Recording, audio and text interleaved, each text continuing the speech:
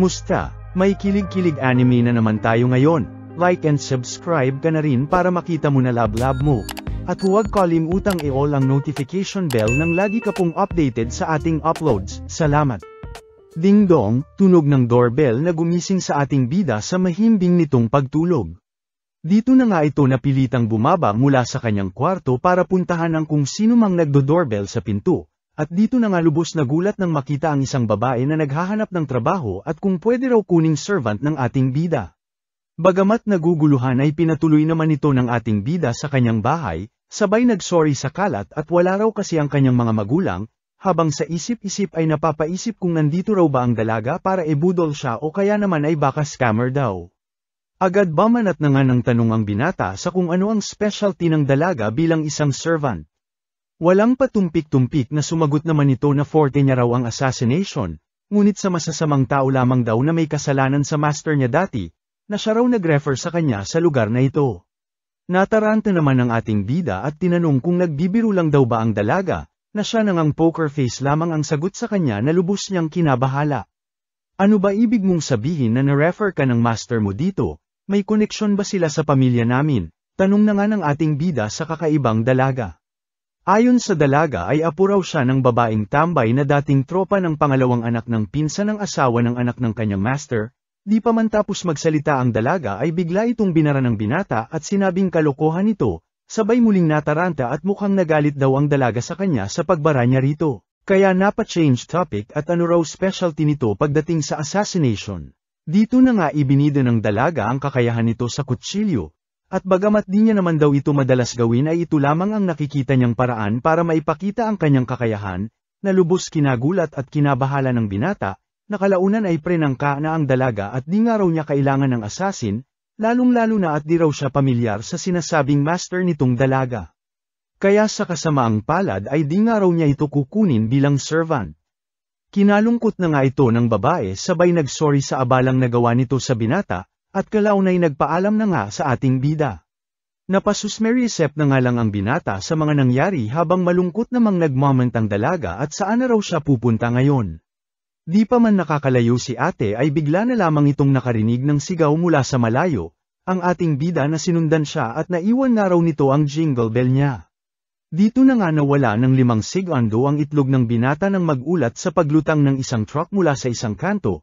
Ngunit bago pa man ito mabunggo ni Truckon ay to the rescue naman ang dalaga sa kanya na dali-dali siyang niligtas sa kapahamakan. Malutong na pakyo na nga ang natanggap ng binata mula sa driver ng truck habang malambing na boses naman ang hatid ng dalaga at kung okay lang daw ba ang ating bida.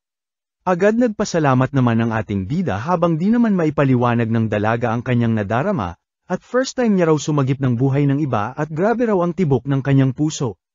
Ito nga pala yung jingle bell mo. Ika na nga ng ating bida, Shell Emmet, ika naman ni Ate Maid sabay nagpaalam na.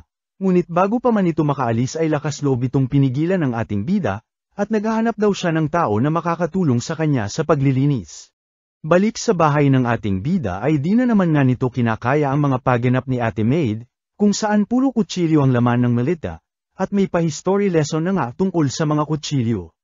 Kalaunan ay subok pinigilan na nga ito ng binata at nalilihis na raw sila sa usapan nilang paglilinis. Natigilan naman ang dalaga at sinabing basta usapang paglilinis daw ay garantisadong malinis siya magtrabaho. Napasusmerisep na nga lang ang ating bida at ibang paglilinis daw ang tinutukoy niya, sabay turo sa tambak ng basura sa kanyang bahay, at ito raw ang ibig niyang sabihin. Sa madaling salita ay kailangan niya raw ng isang housekeeper. Natigilan naman ang dalaga at mukhang walang alam sa gawaing bahay, sabay tanong na kung magagawa niya raw ba ito ay kukunin na siya ng ating bida. Di pa man nagtatagal ay nagulantang na lamang ang binata nang makita na di man lang nagtagal sa kamay ng dalaga ang ibinigay niyang panglinis dito, na todo sorry na nga sa ating bida at babawi raw siya. Sa kasamaang palad ay pinaglihirin talaga sa mali-mali itong dalaga at muntikan na namang mad ulash. Na lubos pinag-alala ng binata at kung talagang clumsy daw ba talaga itong dalaga. Moment na nga lang si ate mo at kung dahil daw ba dito ay di na siya kukunin ng ating bida. Tinawanan nga lang ito ng binata sabay bigay ng towel sa dalaga, at di pa naman daw huli para matuto ang dalaga, at kung gusto nga raw nito ay tulong na lamang sila sa paglilinis. Kalaunan ay matagumpay na ngang nalinis ng dalawa ang buong bahay, at salamat nga raw sa tulong nitong dalaga. Dito na nga nakaramdam ng gutom ang ating bida kaya tinanong ang dalaga kung marunong daw ba itong magluto. Ano pa nga ba at mukhang ulats din ito sa pagluluto, kaya naman sinabihan na lamang ito ng binata na maligo na muna at siya na raw bahala sa menu nila ngayong gabi. Ayun nga at naligo na muna ang dalaga habang napamuni-muni naman ang ating bida, si Hitoyoshi Yokoya, isang sophomore high school student na nagkataong nasa summer vacation nang wala ang kanyang mga magulang. Kilig-kilig na nga si kuya mo at di pa rin makapaniwala na may isang dalagang bigla na lamang lumutang sa bahay nila. At di malaman ang gagawin dahil baka lumabas daw ng CR ang dalaga nang nakatupis lamang. Sa kasamaang palad ay todo nakadamit na ito nang makalabas na lubos pinanghinayangan ng ating bida, kaya ayon rumekta na lamang sila sa kusina at tutulong daw ang dalaga sa pagprepara ng pagkain. Basic chinapchap na nga nito ang repolyo habang ibinida naman ng binata ang tangkatsu na siya nilang ulam. Nagtaka naman ang dalaga pagkat di ito pamilyar na pagkain sa kanya. At ayon pa nga rito ay walang masyadong interes sa mga pagkain pagkat para raw sa kanya ay pare-parehas lang naman daw ang mga ito na lamang tiyan lamang. Abat na pag-iiwanan ka na kung ganun, ibahin mo itong tangkatsu, sigurado yanig ang mundo mo. Pagbibida na nga ng ating bida sa pagkain kanyang dala with matching kwento pa sa history ng pinagbilhan niya nito. Sa gitna ng kanilang pag-uusap ay pinagtaka na nga ng binata kung ano ang pangalan ng dalaga. Ayon dito ay wala raw siyang pangalan at hinahayaan niya lamang daw ang employer niya na tawagin siya sa kung anuman, at bahala na nga raw ang binata kung ano ang nais nitong tawag sa kanya. O siya Miss Servant na nga lang din muna tawag ko sa'yo, ika na nga lang ng ating bida at di raw siya magaling sa mga pangalan-pangalan na yan, habang sa isip-isip naman ng dalaga ay nahihiwagaan, dahil dati ay wala naman daw siyang pakialam sa pangalan-pangalan na yan pero iba raw pakiramdam niya ngayon. Kalaunan ay kumain na nga ang dalawa. Habang itong dalaga ay napapamuni-muni at as usual daw di niya matanto kung masarap daw ba ang pagkain o hindi. Gayunpaman, kumpara sa malamig niyang nakaraan, ay may init siyang nadarama. Mula sa pagligo, sa pagkain, pati na rin daw sa kaharap niyang tao. Siya nga pala hinanda ko na rin kwarto mo sa taas, tas kung may kailangan ka pa, timbrehan mo lamang ako, ika na nga ng ating bida sa dalaga. Di na nga kinakaya ni ate ang kabaitan ng binata at napahawak na sa kanyang dibdib at bago sa kanya lahat ng kanyang nararamdaman, hanggang sa mapansin na nga ng binata na walang sos ang kinakaing tangkatsu ng dalaga. Dito na nga ibinida ni Hitoyoshi ang tangkatsu sauce na dapat inihahalo raw ng dalaga sa tangkatsu. Siyang tunay nga ay sinunod naman ito ng dalaga, at nang tikman na nga nito ay nang inigpuson pati bahay bata at di makapaniwala na ganito ito kasarap. Kalaunan ay nagising na lamang mula sa isang malungkot na panaginip si Hitoyoshi, sabay nakaramdam ng gutom kaya bumaba na muna sa kanilang kusina. Dito na nga ito nakarinig ng tunog mula sa kusina kaya nabahala at baka may gawing masama ang asasin na dalaga. Sa gulat niya ay dito na nga niya naabutan ng dalaga, na pinapapak ang bote ng tangkatsu sauce. Huli pero di kulong na nga si ate mo na lubos ang pagkataranta at nagsorry sa binata. Ngunit okay lang daw ika naman ng ating bida dahil maging siya raw ay nagutom din. Todo rason pa nga ang dalaga na naisip niya lang naman daw kasi nawala raw kasiguraduhan ang kinabukasan at baka last day niya na raw ito at di niya raw maatim na di makatikim ng tangkatsu sauce kahit palihim. Sakto edi food trip na muna tayo, ika na nga ni Hitoyoshi sabay ibinida ang pagkain kanyang inihanda. Ayun nga at solve na naman si ate mo pagkat nakadali na naman ng tangkatsu sauce. Hanggang sa mapunta na nga ang makbangan ng dalawa sa malalim na kwentuhan. Dito na nga nakwento ni Miss Servant ang tungkol sa mga ungol ni Hitoyoshi sa kwarto nito kaya napapante raw siya kanina. At dito nga raw niya naabutan na umiiyak at manggilan-ngilang beses na tinawag ang mama nito. Di na nga maitago ni Hitoyoshi ang hiya sa mga nangyari hanggang sa baman at si ate na nanaginip din daw siya, tungkol sa tangkatsu sauce na kinausap siya. Sinabi raw nitong huwag mag-alala ang dalaga na sapsupan siya pagkat malaki naman daw ito at di basta-basta mauubos. Ngunit nang sisimula na raw sana niyang sapsupan ay siya namang paggising niya, ika na nga ng dalaga na nanginginig-nginig pa sa pagkwento. First time niya nga raw nagkaroon ng panaginip na ganito, dahil dati ay puro tungkol lamang sa pagpatay o ang mamatay ang kanyang napapanaginipan. Nalulungkot nga lang daw siya dahil kung kailan masaya ang panaginip niya ay siya namang lungkot daw ng panaginip nitong binata, at di niya raw maatim na wala siyang magawa para sa binata. Sorry na ika naman ng binata tsaka minsan lang naman daw siya nananaginip ng masama, dagdag pa nito na paminsan-minsan daw talaga binabangungot siya noong bata pa siya at nagigising ng umiiyak, Buti na lamang daw at nandyan mama niya noong mga panahon na ito at pinapatulog siya sa kanlungan nito. Walang patumpik-tumpik na nagpresente na nga si ate girl ng kanyang legs at dito na nga raw magpahinga si Hitoyoshi. Kinataranta na nga ito ng binata at bata pa raw siya noong mga panahon na yon, tsaka malaki na raw siya ngayon at di na raw ito pwede. Dahil sa pagtanggi ng binata ay tila dinamdam naman ito ng dalaga, at kinain na naman ang natatagong kalungkutan nito, hanggang sa bigla na nga itong nabasag ng dumampi na ang ulo ng binata sa kanlungan nito. Ayayayayayayayay kilig-kilig na nga si kuya mo at bukod sa malambot ay napakaligamgam daw ng pakiramdam. Moment na nga ang dalawa habang kami ito inggit na hype sipunin sana kayo. Pasapsap na rin lods ng like at subscribe, salamat. Aba ayos, ika na nga lang ni Hitoyoshi nang makita ang pagchap-chap ni Miss Servant sa lahat ng kanilang basura at laking tulong nga raw nito lalo na sa espasyo. Bandang ilalabas na nga nila ang basura ay bigla na lamang silang nagulat nang makita ang isang aso na nakabalander sa may gate, na may sulat pang nakalagay. Ayon sa sulat ng dating may-ari nito ay akala raw nila noong binili niya ay isa itong Pomeranian, ngunit mukhang nagkamali raw siya at malaking breed ito na hindi kasya sa kanyang bahay, kaya napagdesisyonan niya raw na iwan ito sa isang yayamaning bahay. Alagaan niyo siya ha, salamat, pahabol pa nga nito. Abat ang kapal ng mukha niyang hype na yan. Abat parang nagtapon lang ng candy ika na nga lang ng ating bida sabay nilapitan ang aso. Aampunin niyo po ba siya? Tanong naman ni Miss Servant. Oo naman itong si Hitoyoshi at di naman daw pwedeng iwanan na lamang nila ito rito, lalo na raw at summer pa at baka mamatay pa, ang liit-liit pa naman daw na aso.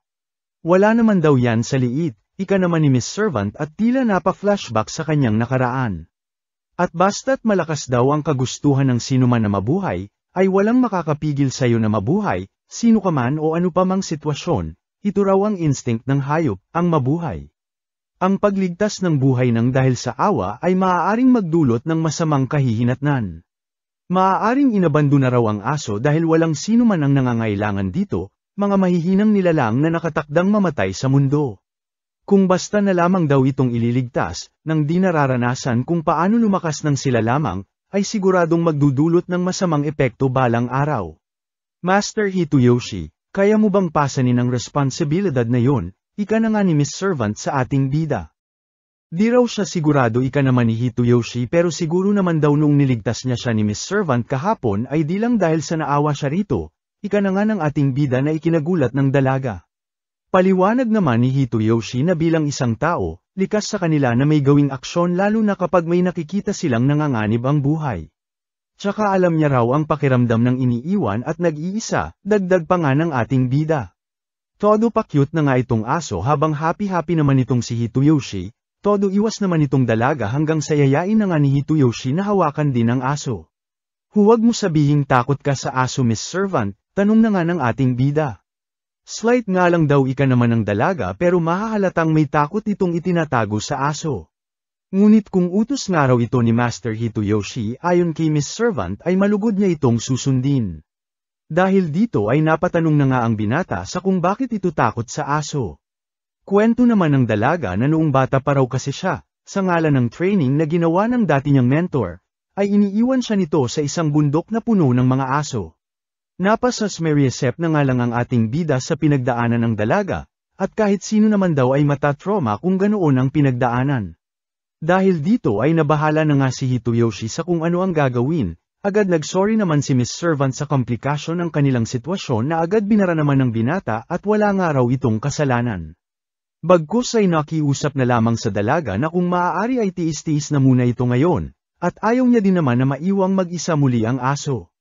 Nang marinig ito ng dalaga ay sinubukan na nga nitong hawakan ang aso, bagamat todo nanginginig. Napatanong naman si Hitoyoshi kung saan daw ito natatakot sa aso sa ang cute-cute nga raw ng aso. Ayon naman sa dalaga ay sa matatalim daw nitong pangil, sa mahahabang kuko, lalong-lalo na raw sa naninindak nitong mata. Nagsorry naman si Hitoyoshi at ang tanging nakikita niya raw ay isang malaking mochi cake, pagtukoy na nga nito sa aso. Hanggang sa isubo na nga ng aso ang daliri ni Miss Servant na lubos nitong kinataranta habang todo pak-alma naman ang ating bida at nakikipaglaro lang daw ang aso.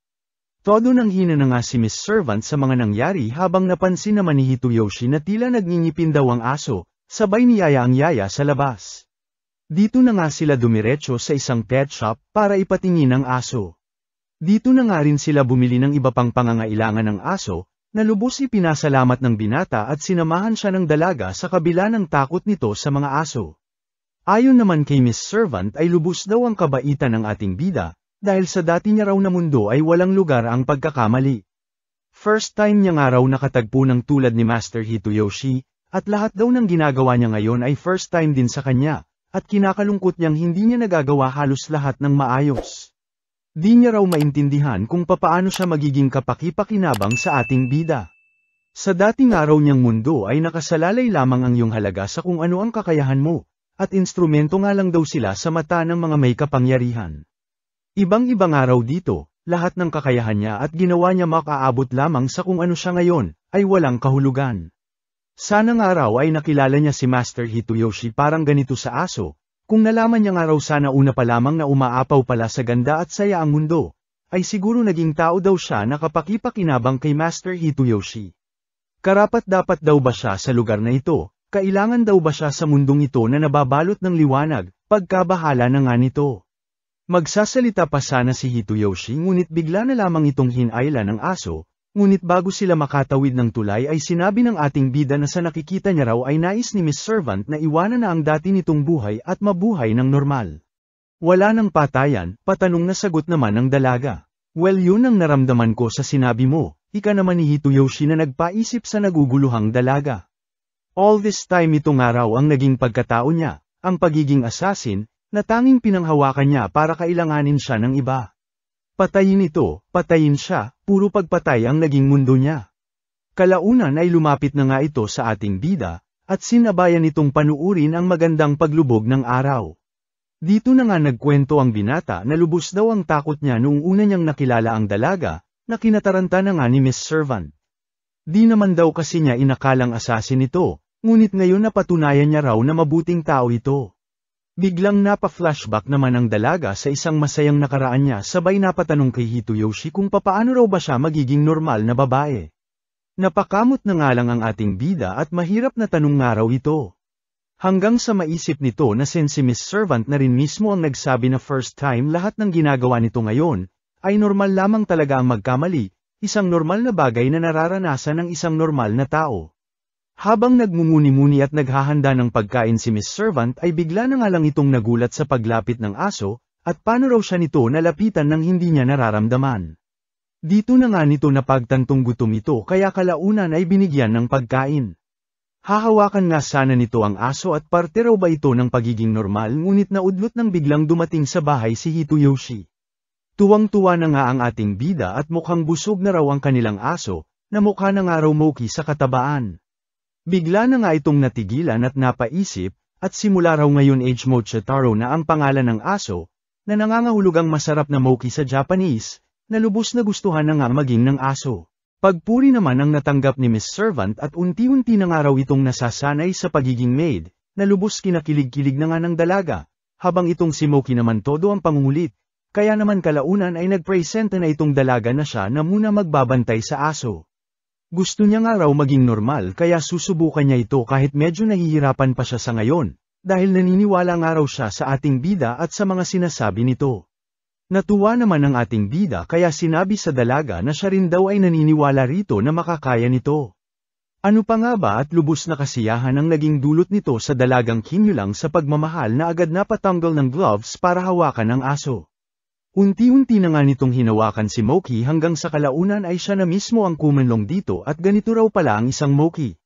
Ang liit-liit nga raw nito at napakaligamgam, hanggang sa naalala na nga nito ang sinabi ni Hitoyoshi tungkol sa kanya noong una na kinatakutan nga raw siya nito hanggang sa napagtanto nga nito na mabait naman pala siya, na ayon dito sa dalaga ay nagets niya na ang pakiramdam dahil ganoon din siya dito kay Moki, at nakakahiyang natakot daw siya sa pagkakatekyot na aso. Kinagabihan ay happy-happy na naman nga si Miss Servant nang matikman ang kanyang paboritong sauce na nakabalot sa nilutong bola-bola ni Hitoyoshi. Swak na swak nga raw ang flavor kasama ang dough at repolyo. Ang sarap nga raw ng okonomiyaki na niluto ng ating bida na lubos kinatuwa ni Hitoyoshi. Gusto mo ba gawan kita ulit? Ika na nga ng ating bida na lubos kinagulat ng dalaga at nakakahiya naman daw, pero tumayo naman agad at naka-ready na ang plato niya, hihi. Natawa na nga lang si Hitoyoshi at normal lang daw na maging sag-apa paminsan-minsan lalo na kapag gusto mo ang pagkain, kaya huwag nga raw mag-alala si Miss Servant. Kung meron pang araw itong request ay huwag maiyang magsabi, at isipin na nga lang daw nito na reward niya since nagawa na nitong malampasan ang takot nito kay Moki. Di kung mamarapati niyo po Master Hitoyoshi ay nais kong bigyan niyo rin ako ng pangalan, ika na nga ng dalaga sa ating bida. Dito na nga tinanong ni Hitoyoshi kung kailan daw ang birthday ni Miss Servant. Ayon naman sa dalaga ay di niya raw alam, pero basta winter daw ito. Kung winter ka pinanganak, why not Yuki na lang ang pangalan mo, na nangangahulugang snow? Ika na nga ni Hitoyoshi rito. Natigilan naman ang dalaga dahil Zu ang dati niyang pangalan, kung saan nangangahulugan ding snow, dahil cold-blooded killer daw siya. Dito na nga bamanat si Hitoyoshi na gustong-gusto niya raw ang snow, maputi at napakaganda. Tsaka alam mo bang maligamgam ang snow, dagdag pa nga ng binata, at pinoprotektahan daw nito ang mga tanim tuwing winter hanggang sa magsitubuan muli tuwing tagsibol. Dito na nga napaisip si Yuki, at nahihiwagaan sa kung bakit niya iniligtas ang binata dati, bakit daw masaya siya sa lugar na ito, bakit daw napakagaan ang loob niya sa ating bida, pakiramdam niya raw kapag nagtagal siyang kasama ito, ay mahahanap niya lahat ng sagot sa katanungan niya. Ay, cute-cute ngumiti na si ate mong kinikilig sa binigay na pangalan ng ating bida. Pakilig-kilig na rin Lods ng like at subscribe, salamat. Pwede mo ba akong tulungan sa isang bagay, ika na nga ni Hitoyoshi kay Yuki na nagtataka. Dito na nga inilabas ng binata ang isang piercer at kung pwede nga raw ay tulungan siya ni Yuki na batasan ang kanyang tenga, at di nga raw niya kayang mag-isa. Napansin nga raw niya na may hikaw itong si Yuki kaya sa tingin niya ay mas ligtas na dito siya magpatulong at may experience na raw ito sa ganitong bagay. Okay naman itong dalaga ngunit biglang napa-atras ng gagawin niya na lubos pinagtaka ni Hitoyoshi. Isa po ba itong hazing ritual para sa mga bagong empleyado na katulad ko? Nanginginig na tanong na nga ni Yuki at kung may nagawa raw ba siyang kasalanan sabay nag-sorry, at di niya nga raw kayang sugatan ang kanyang Master Hitoyoshi. Napanganga na nga lang ang binata at mas malala pa nga raw ang dati nitong trabaho na kung sino-sino ang grinagrepuhan, sa isip-isip na nga nito. Sa gitna ng kanilang pag-uusap ay bigla na nga lang may nag-doorbell sa pinto, isang babae na todo excited na makita ang aso ng ating bida, ngunit biglang natigilan nang makita ang estrangherang katulong na ngayon niya lamang nakita. Gulat na nga ang bumungad dito nang makita ang kakyutan ng aso, ang kalinisan ng bahay, lalo na raw ang magandang maid.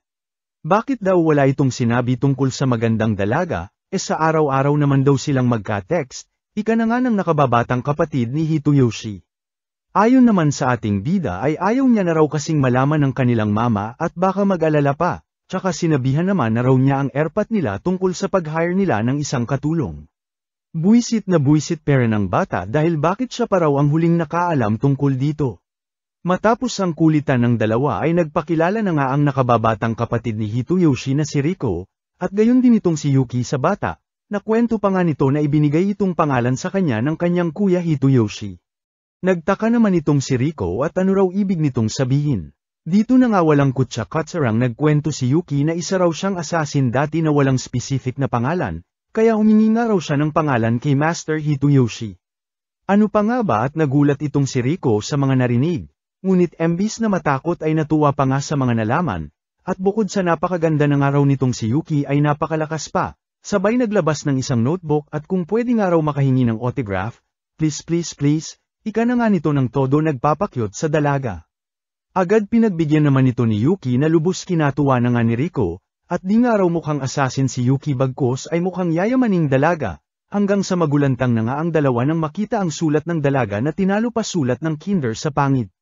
Lubos naman ang hiya ni Yuki at baka di raw nila nagustuhan, sabay paliwanag nito na di raw siya nagkaroon ng pagkakataon na matuto ng tamang pagsulat ngunit kung usapang lengguwahe naman daw ay kaya niyang magsalita ng 12 lengguwahe gawa ng trabaho niya kung saan pinapadala siya sa buong mundo.